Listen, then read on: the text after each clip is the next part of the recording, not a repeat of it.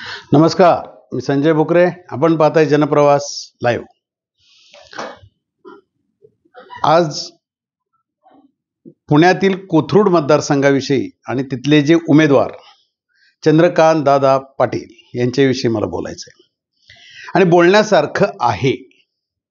कारण आज आपण सगळे नेते बघतोय, टीव्ही चॅनलवर येतात, एकमेकावर आरोप करतात, एकमेकाचं वैयक्तिक सुद्धा इतके वाईट पद्धतीनं बोलतात की ते काय काय वेळेला ऐकवत नाही असंही बोललं जातं, वैयक्तिक चारित्र्य हनन. परंतु काही व्यक्तिमत्वाचे आहेत की राज्याचे नेते म्हणून अल्पावधीतच पुढे आली. त्यातलं हे चंद्रकांत दादा पाटील हे नाव घ्यायला मला आवडेल. आता तुम्ही म्हणाल त्यांचीच बाजू घेताय. असं बाजू घ्यायला मी कुठल्याही पक्षाचं नाही, एक पत्रकार म्हणून मी आपण जातो. तो नेता कसा आहे, तो सुशिक्षित आहे, सगळं आहे, पण तो सुसंस्कृत आहे का, याची प्रचिती खऱ्या अर्थानं कोण देतं तर त्या नेत्याविषयी तिथले मतदार काय म्हणतात, तिथले लोक काय म्हणतात, तिथले वयस्क नागरिक काय म्हणतात, तरुण मुलं काय म्हणतात, तरुण मुली काय म्हणतात.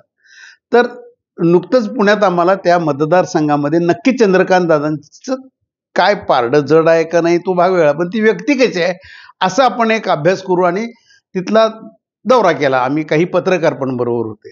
तर खरोखर त्याच्यातनं एका वाक्यात असं बोलण्यात आलं की सुशिक्षित, अधिक सुसंस्कृत आणि ज्याला अध्यात्माचा टच आहे याचा सगळा मिलाप म्हणजे चंद्रकांत दादा पाटील.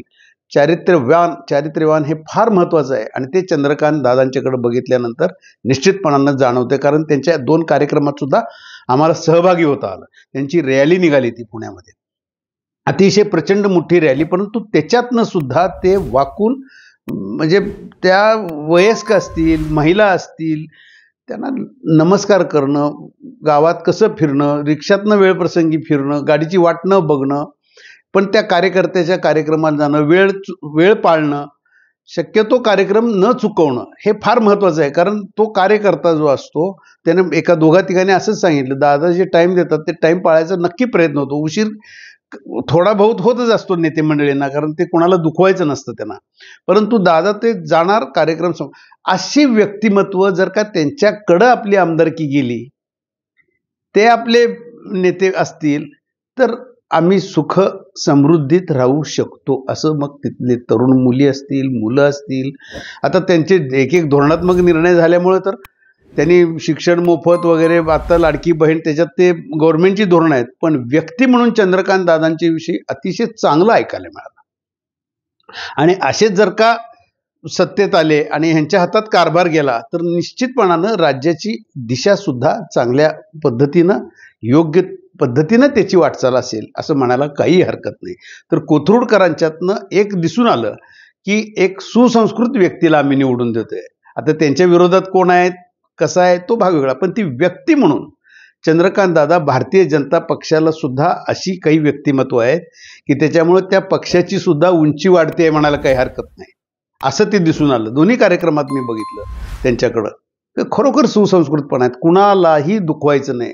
बरेच नेते भेटतात सुशिक्षित आहेत, पण ते सुसंस्कृत आहेत का हा प्रश्न पडतो.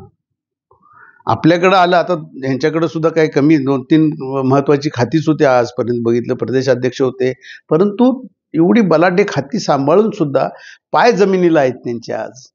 आणि सगळ्यात आम्ही महत्वाचं त्यांच्या स्टाफ विषयी तेही आम्हाला बोलून गेले की नाही, आम्ही इथं नोकर म्हणून नाहीच आहे.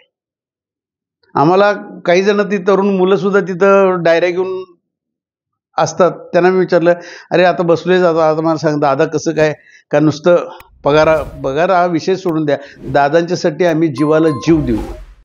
अरे आमचे कौटुंबिक, आमच्या ज्या अडचणी आहेत त्याची सुद्धा ते काळजी करतात. असं व्यक्तिमत्व मला बघायला मिळालं. आणि निश्चितपणानं आज भारतीय जनता पक्षाचे चंद्रकांत दादा पाटील इथं चांगल्या मतांतर निवडून येतील.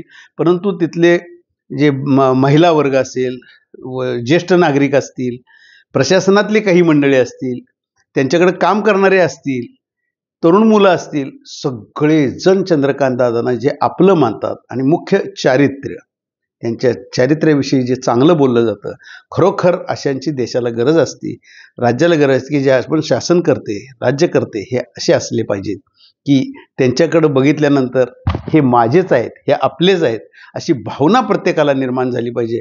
असंच चंद्रकांत दादांच्याबद्दल बोलावं लागेल. आणि कोथरूडकरांचं हे भाग्य आहे आणि कोथरूडकरच म्हणतात आमचं भाग्य आहे. हे बऱ्याच जणांनी बोलून दाखवलं. खरोखर चंद्रकांत दादांच्यासारखा उमेदवार तिथं निवडून आला. आणि पुढं मग आता कुणाचं सरकार येईल काय येईल, पण कोथरूडकर मात्र निश्चितपणानं भाग्यवान म्हणायला काही हरकत नाही. आज इथंच थांबू, उद्या पुढच्या भागात.